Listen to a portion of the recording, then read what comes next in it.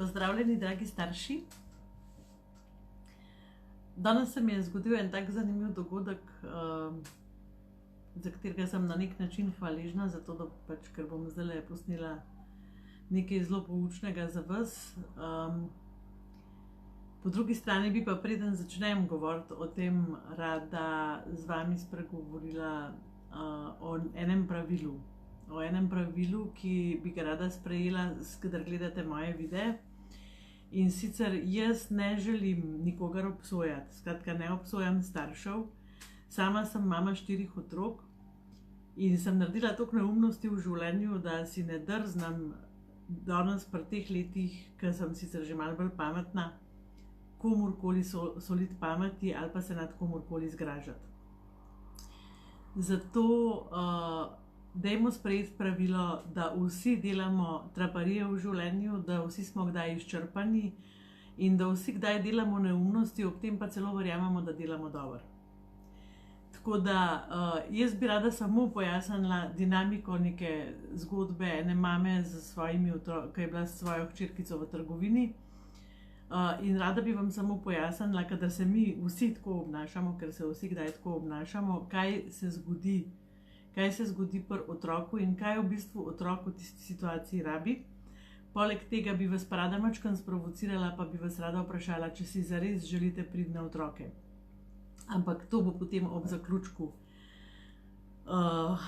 Tako da bom začela z zgodbo. Skratka, prišla sem v neko trgovino in tam sem oddala steklenice v tisti avtomat za steklenice in tam je bila ena mama, ki je imela 4-letno hčerkico tam okrog v vozičku dojenčka in poleg vozička z dojenčkom je imela še nakupovalni voziček poln, res poln nekih stvari.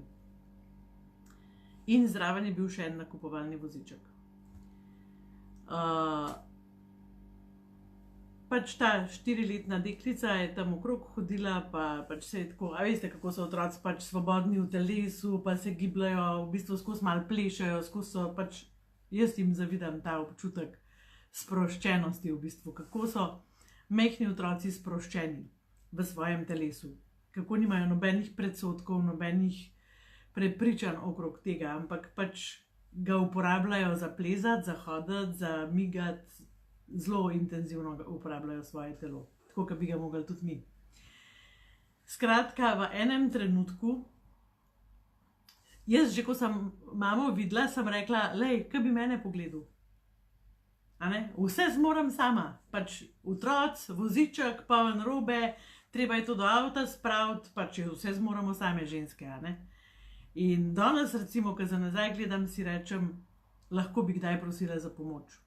Tudi mojega moža, ker sem mogoče mislila, da nima časa ali pa je zaposlena ali pa ne vem kaj.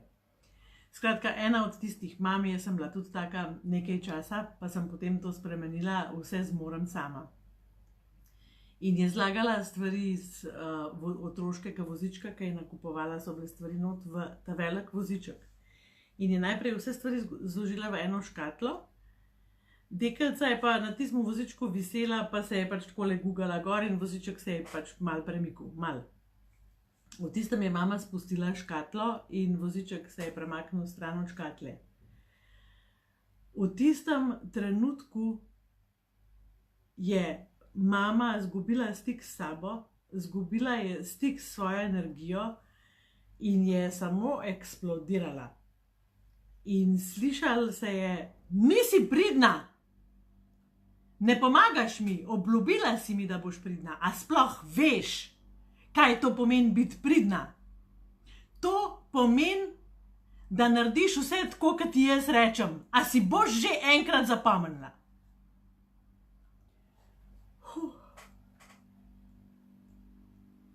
Ne obsojamo, ne obsojamo, vsi to delamo. Dajte si priznati.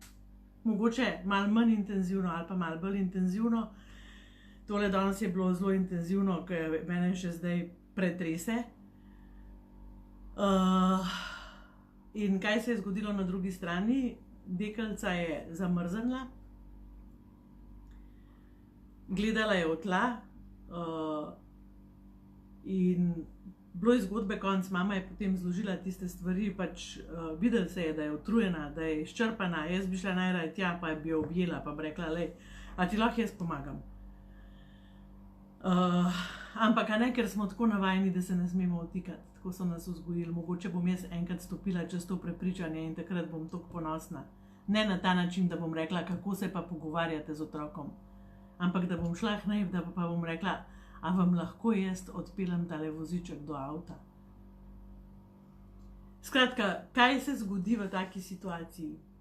Lejte, punčka je bila prej sproščena v svojem telesu, počutila se je, imela je občutek varnosti, bila je v varnem zavetju mame, vse je bilo ok. Potem se je pa v eni sekundi zgodilo to, da je mama izgubila sama pri sebi svoj občutek varnosti. In tega se ni zavedala, tega zavedanja v sebi ni imela, kaj se dogaja z njenim telesom. Ona je izgubljala tla pod nogami. In ker smo mi naučeni, veliko nas je tako naučenih, da je vedno zunanji svet odgovoren za naše počutje, to se pravi, drugi so krivi, da sem jaz jezna, drugi so krivi, da jaz ne zmorem, mož je kriv, ker ni šel z mano v trgovino, otrok je kriv, ker ni priden. V tisti situaciji je mama pač najdla to ubogo deklico in je spravila vso svojo nestabilnost, vso svojo moč, nemoč, vso svojo zgubljenost v nekaj besed, ki so se slišale: nisi, nisi, nisi, a si boš zapomnila, obljubila si. Jaz sem samo te stvari takole slišala in sem samo tako sam rekla, sem si kaj delamo otrokom, ki nas tako zanese.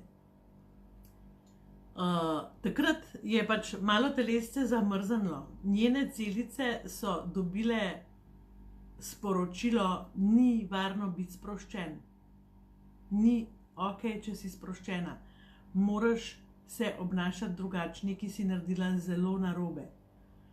Hvala Lenja, hvala Bojana, hvala vsi, ki ste z mano zdajle.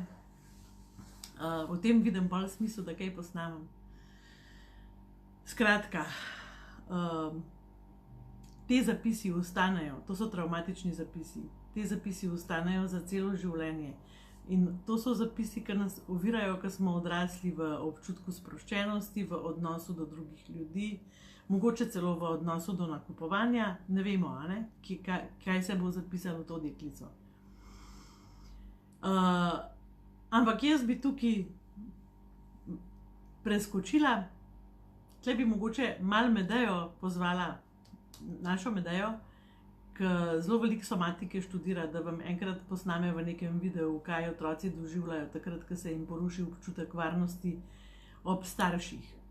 To je zelo pomemben občutek varnosti, najpomembnejši, da se otroci s starši počutijo varno. Tako da, Medeja, če tole gledaš ali pa če boš gledala, te prosim, da me resno vzameš. Starši bojo zelo veseli tega pojasnila. Jaz bi pa rada šla na to, ker zelo velikokrat starši nama rečejo: zakaj ne narediti, kot mu jaz rečem? A ste vi prepričani, da želite imeti pridenega otroka? A ste vi prepričani, da vaš otrok naredi vse, kar mu vi rečete? Zdaj vas bom majčkeno sprovocirala. A veste, kaj je priden otrok? Rečete mu spat, gre spat. Rečete mu pospravi igrače, pospravi igrače. Rečete mu pojej brokoli, on poje brokoli. Rečete mu nared, ne vem, odnes cunjeta, on odnese cunjeta. Potem gre pa otrok na ulico in se igra z otroki in mu en otrok reče: skoč pod avto, in on skoč pod avto. In potem malo odraste, pa gre v šolo, pa mu eden reče: daj učiteljci reč krava, on reče učiteljci krava. To je priden otrok, vse posluša. Potem zraste, ne vem, v najstnika, mu nekdo reče: lej, tle imaš joint, pokadi joint, joint je super, on pokadi joint. Sreča naslednjega reče: lej, tle imaš heroin, vzame heroin. A si še želite imeti pridenega otroka? Mi želimo imeti otroke, ki se znajo postaviti zase. Mi želimo imeti otroke, ki znajo raziskovati, kaj je prav in kaj je narobe. In mi želimo imeti take otroke, na katere imamo mi vpliv. A je tako? Skratka, ne da so poslušni in ubogljivi, ampak otroci, na katere imamo mi vpliv, ki nas bojo slišali, kaj mi od njih želimo, in seveda, ki bojo nas imeli za vzornike, ki nas bojo gledali, kaj delamo, in bojo želeli pač živeti na enak način. To se pravi, ne početi neumnosti, biti pošteni, biti ljubeznivi, čuvati planet, čuvati okolje, čuvati odnose, vse to, kar si mi želimo. Pridni otroci so otroci, ki naredijo točno to, kar mi hočemo, in kasneje naredijo točno to, kar drugi hočejo. Skratka, skozi. In zakaj to delajo? A vam povem? Ker oni imajo, vsi mi ljudje, ne samo otroci, imamo zelo močno potrebo po povezanosti. In ko imamo občutek, da smo povezani in sprejeti samo takrat, kadar delamo tako, kot drugi hočejo, potem začnemo delati tako, kot drugi hočejo. In vem, da me tukaj posluša nekaj ljudi zdajle, ki vas vidim, ki ste ravno čez ta proces v svojem življenju mogli iti, ki sploh na koncu niste več vedeli, kdo ste, pa kaj si zares želite.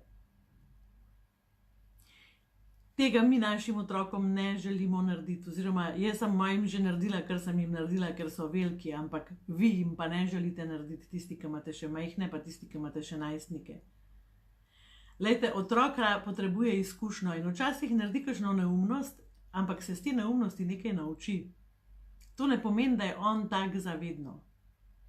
To se pravi, želimo imeti otroke, ki naredijo kaj s svojo glavo, želimo imeti otroke, ki so empatični, in želimo imeti otroke, ki vejo, kaj v življenju želijo postati. To je naš cilj. Ni naš cilj, da mu stalno govorimo, da mora delati tako, kot mi hočemo. In ko se 50-tič že pa sprehod pred vami, pa mu rečete 50-tič pejt v pižamo, to pomeni, da vaše sporočilo ne pristane v njegove možgančke, ne glede na to, koliko je star, zaradi tega, ker sploh ni povezan z vašo frekvenco. To veste, ne? To vam zmeri govorim. Greste k njemu, greste na njegovo višino, se ga dotaknete, ga pogledate v oči in mu rečete: a ti mene spomniš, kaj sem jaz tebi naročila? In takrat bo on potem to naredil. Ne zato, ker bo priden, ampak zato, ker bo upošteval to, kar ste mu rekli. In to je razlika.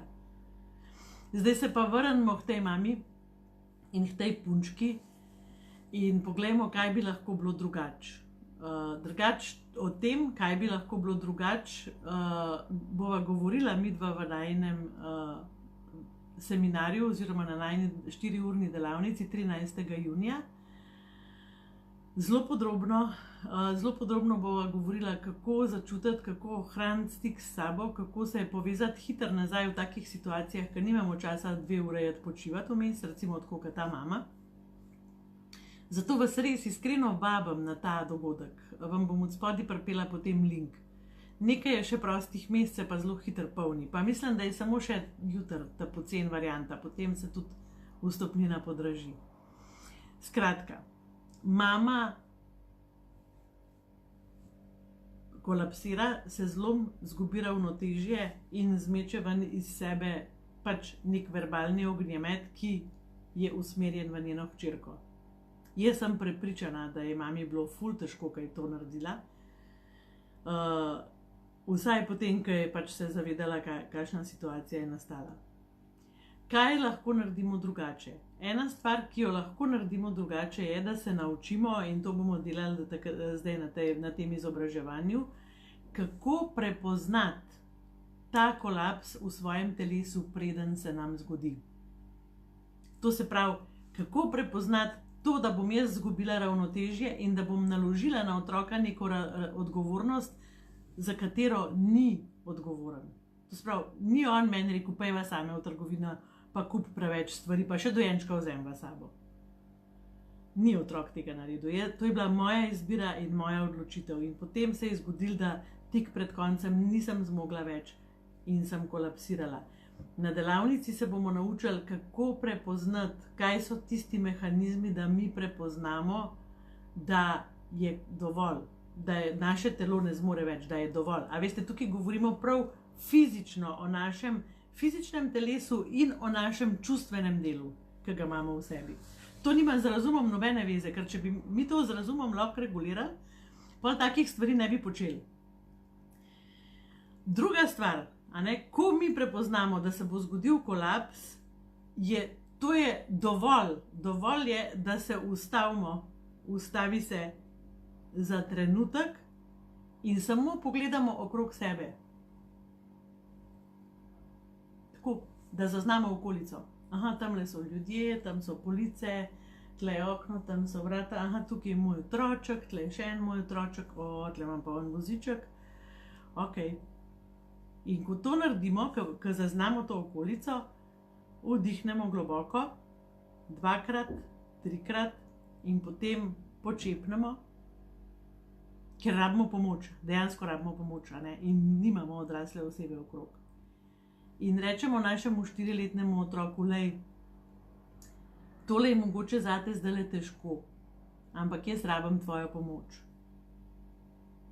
Jaz vem, da bova midve skupaj to zmogle. A lahko držiš tale voziček tako, da bo primer, da bom jaz noter dala to škatlo. In otrok se bo v hipu čutil povezanega z nami, videl bo, da je koristen in videl bo, rekel bo, aha, mami je rekla, da bo to mogoče težko, to se pravi, mi zaupa. To je zelo temeljni občutek povezanosti med nami in med otrokom. In ja, težko je do tega priti. Težko je do tega priti. Meni je zelo žal, da se tega nisem mogla naučiti prej, da sem tudi sama naredila kakšno traparijo, ko so bili otroci majhni.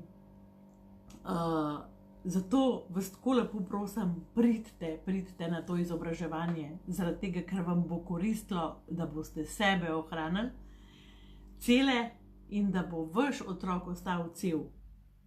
Čim manj poškodovan. Sej čist nepoškodovan nobeden ni, veste, to je pač nemogoče. Ampak kakšne stvari je pa fino, če se jih zavedamo in je fino, če vemo, kje so pač naši pragovi, naši limiti, naše vzdržljivosti.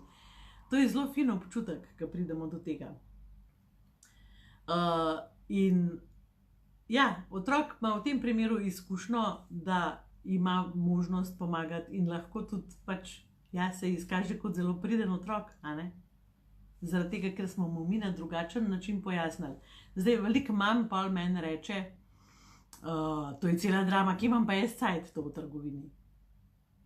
Glejte, cel ta proces, ki sem vam ga zdajle naštela, pa še tisto zraven, kar bomo recimo osvojili na delavnici, traja lahko slabo minuto.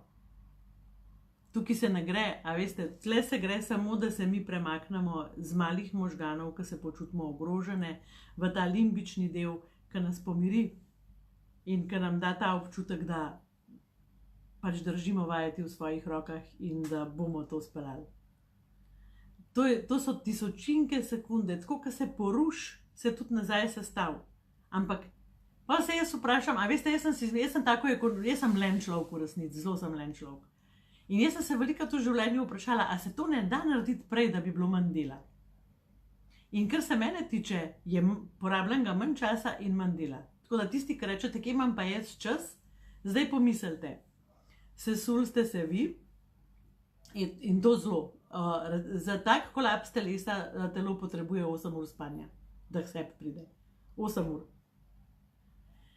Sesul se je vaš otrok, ki sploh ne zna povedati. Pri 4 letih otrok ne ve, kaj se mu je zgodilo.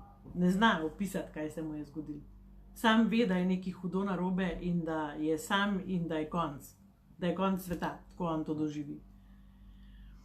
To se pravi, to, da boste spet dobili ta občutek varnosti s otrokom nazaj, bo terjalo tudi kar precej časa. In potem še, da celo zgodbo ponovite, pa da se prevlečete do avta s tistimi vozički. Jaz mislim, da je veliko manj časa porabljenega, če mi znamo slediti svojim občutkom in jih pravočasno usmerimo na način, ki nas ohranja v ravnotežju. Tako da, evo, to za danes. Toliko sem vesela, ker imam ful veliko družbe. Lenja mi je napisala, da sem ta prav timing in mi je všeč. da sem enkrat ujela čas. Od spodaj vam bom pripela link do delavnice, sicer je pa posod po spletu ga tudi najdete, 13. junij. Ja, še nekaj, vem, da je valeta na velikih šolah, ampak pač s temi datumi se je zanimivo začaralo, vse to veste, mogel bi biti drug datum, ampak pač ni pač začaralo se je tako, kakor se je. In še nekaj, ta delavnica oziroma to izobraževanje delavnica ni usmerjeno samo na najstnike. To je delavnica za otroke, odraščajoče otroke, to se pravi otroke vseh starosti. In bova imela tudi primere z različnih obdobij, bova pa predvsem dala fokus na to, kako lahko starši ohranimo to energijo in to moč, vzgojno moč do otroka in ta občutek varnosti. Zdaj pa lahko noč in naj bo življenje najprijaznejše z vami. Čau, čau!